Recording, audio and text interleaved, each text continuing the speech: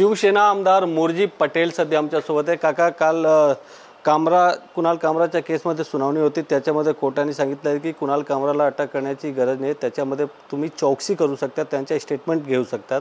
कसं बघतात कालच्या सुनावणीवर? माननीय कोर्टाने जे निर्णय दिले ते आम्हाला सर्वांना मान्य असतो, कारण कोर्ट शेवटी हा कोर्ट असतो।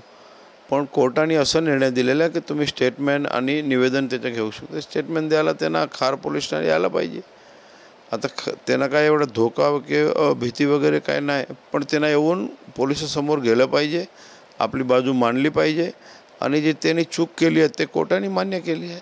पण कोर्टाने हा पण सांगितलं आहे की जर तो नाही आला तर तुम्ही त्यांच्याकडे जाऊन तुम्ही स्टेटमेंट घेऊ शकता, गरज नाही आहे त्याला की अटक करून त्यांना इथे येऊन आणि स्टेटमेंट घ्यायचं। हे बा, कोर्टामध्ये तो का गेला होता? कोर्टामध्ये याच्यासाठी गेला होता की त्याच्यावर जे गुन्हा आहे ते गुन्हा खोटा पोलिसांनी दाखल केला आहे, म्हणून तो कोर्टात गेला होता। पण कोर्टाने ते मान्य केलं की गुन्हा केलेला आहे ते बरोबर आहे आणि FIR केली पोलिसांनी तेही बरोबर आहे, म्हणून कोर्टाने त्यांना चपरास दिलेली आहे। त्यांना येऊन स्टेटमेंट द्यावा लागेल, नाही तर खार पोलिसांनी जाऊन त्याच्या घरी स्टेटमेंट घेतील। पण जरी तर आला नाही खार पोलीस स्टेशनला या किंवा पोलिसांसमोर स्टेटमेंट दिलं नाही तर तुम्ही काय पाठपुरावा करणार आहेत का? नक्की बघा, आमच्या ॲडव्होकेट कोर्टात उभा राहतो, आम्ही नक्की त्याचा पाठपुरावा शेवटपर्यंत करणार आहे, पोलिसांना विचारणार आहे, आमच्या ॲडव्होकेट कोर्टात जाणार आहे आणि कोर्ट जर तो नाही आला तर आम्ही परत फाईल करू कोर्टात।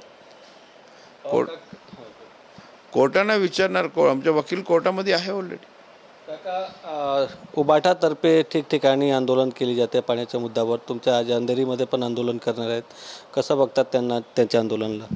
बघा, गेले 25 वर्षात उबाटाची सरकार आहे महानगरपालिकावर, गेले 25 वर्षात त्यांची सरकार आहे ना महानगरपालिका।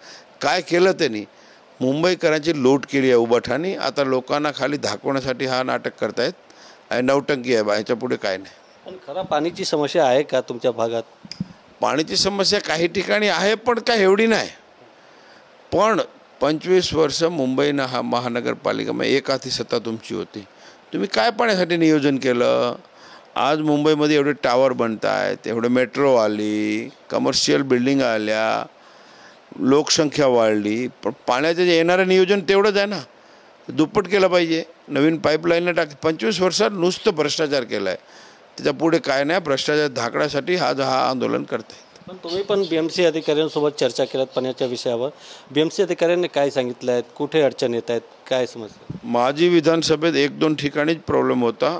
आज सकाळी आम्ही कनकिया रेन फॉरेस्टमध्ये हाईटवर एक बिल्डिंग आहे, तिथे 2-2 इंचाची 2 लाईन, आज सकाळी मी जाऊन भूमिपूजन करून आलो आहे।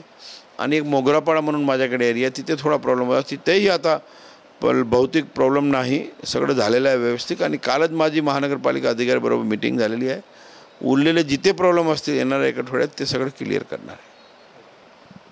कॅमेरामॅन संतोष कदमसह गोविंद ठाकूर, TV9 मराठी, मुंबई।